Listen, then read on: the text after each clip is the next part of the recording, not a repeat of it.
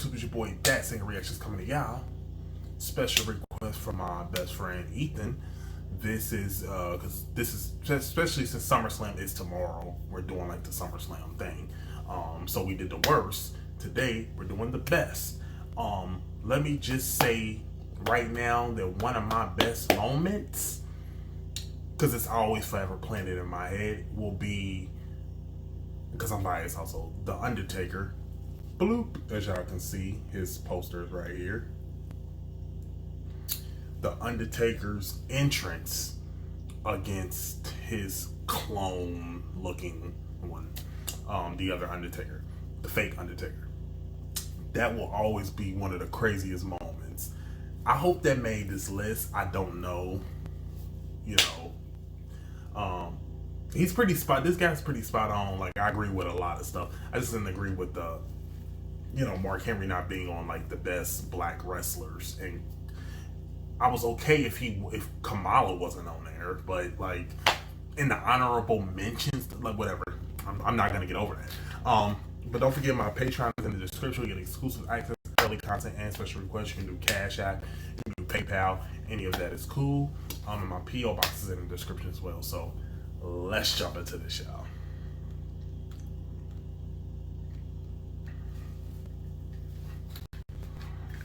Top 8 best SummerSlam moments.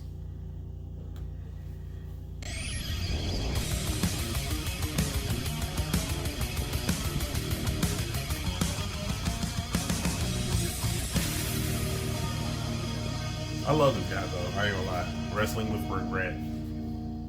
SummerSlam. It's a storytelling midpoint. I'm not gonna lie, I'm not used to him having like the beard like that. From one WrestleMania to the next. Though many big feuds can take shape during this annual event, it's also known for its fair share of iconic moments and matches that can stand alone. 2 weeks ago, I showcased some of the absolute worst, but now this week, I'm gonna rank them, the top 8 best SummerSlam matches and moments of all time.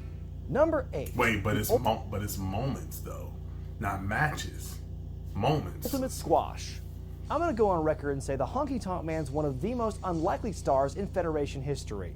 First brought in for an ill-fated babyface run, Honky turned heel and got hot in the post-WrestleMania. I can't believe that he even got that off. It was so corny back then with that stuff. They had so many just characters. This was an Elvis character.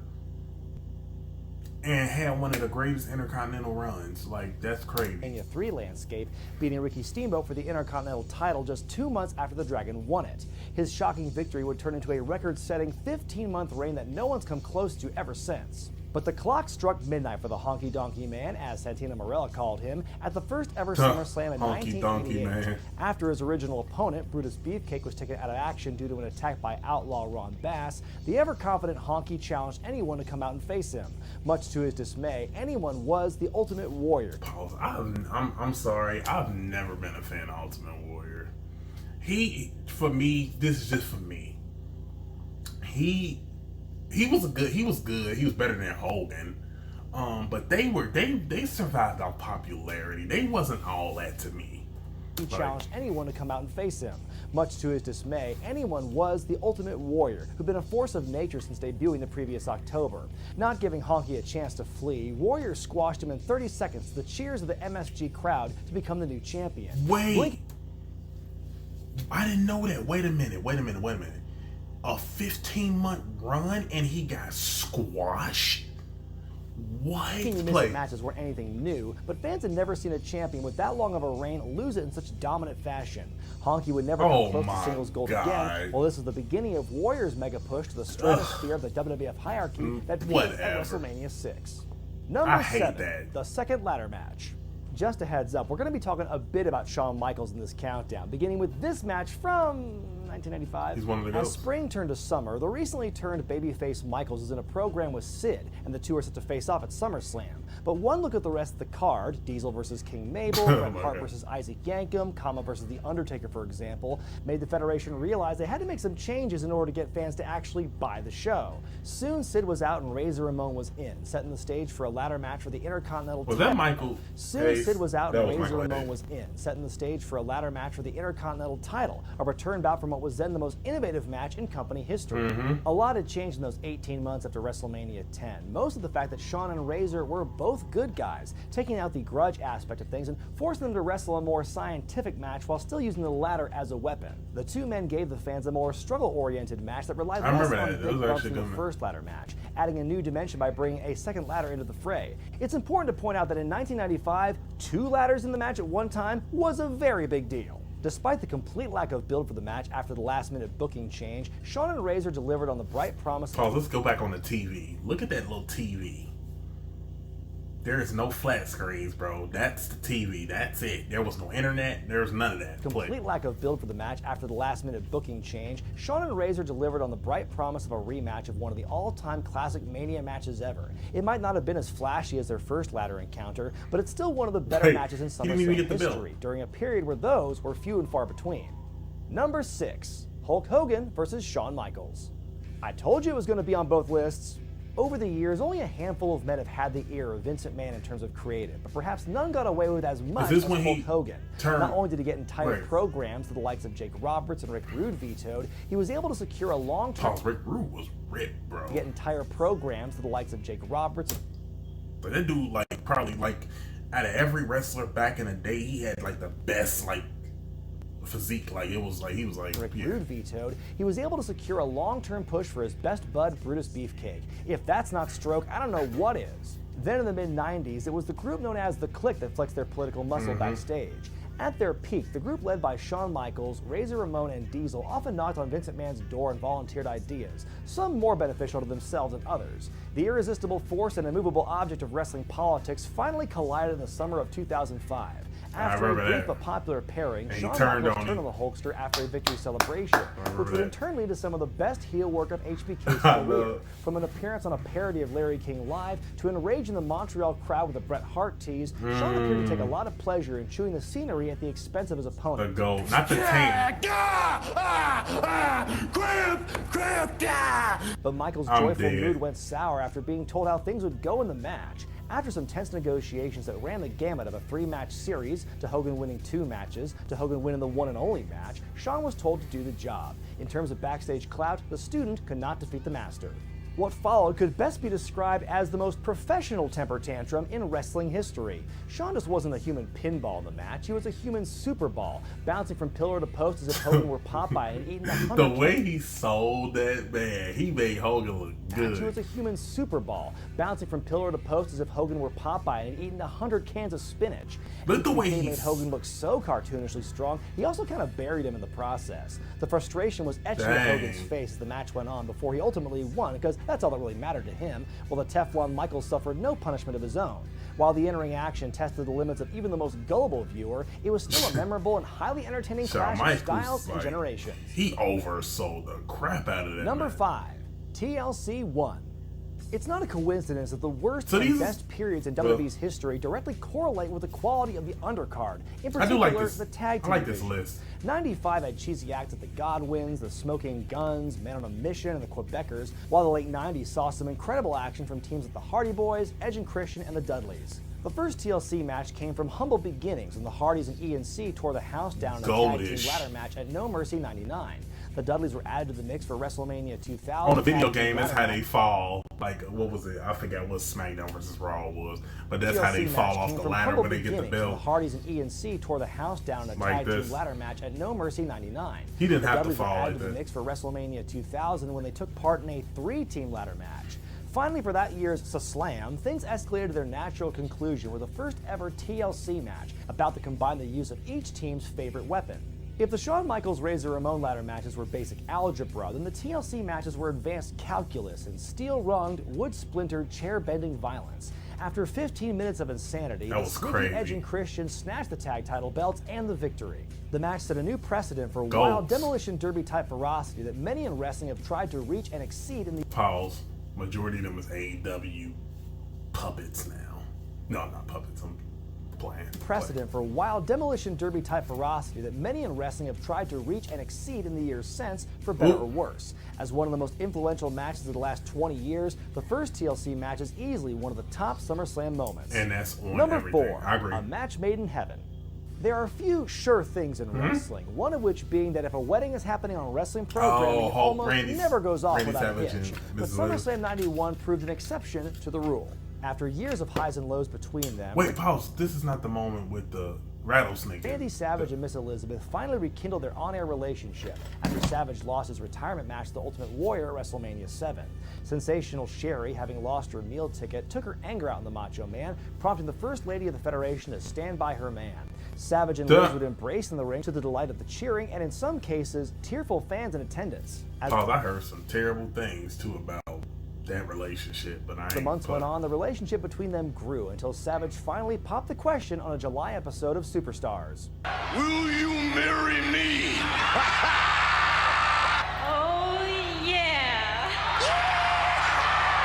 Though Savage and Liz had actually been married in real life since 1984 and would divorce in 92, the duo tied the kayfabe knot in the main event of SummerSlam 91, in the middle of the ring in Madison Square Garden, promoted as the Match Made in Heaven. It was the only wrestling wedding to ever appear on pay-per-view until TNA did it 17 years later at Slammiversary 2008. But as opposed to the nuptials between Jay Lethal and SoCal Val, this one was decidedly shenanigan-free. That's what it's all about right there. A kiss seen around the world. Ah, son of a bitch. Said I wouldn't cry.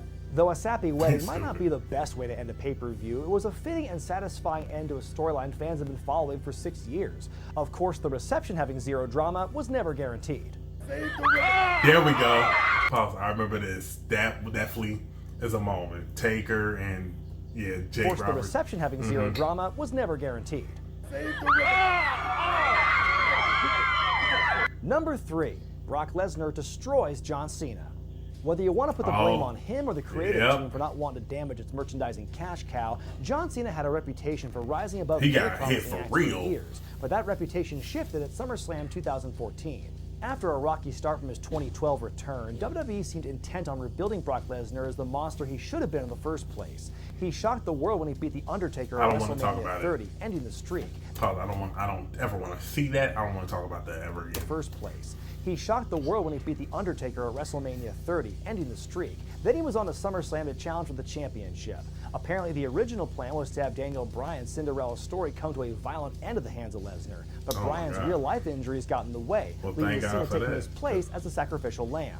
In what can only be described as a glorified squash match, Cena was destroyed in the beatdown that no other top star in any other promotion in history had been allowed to take before or since.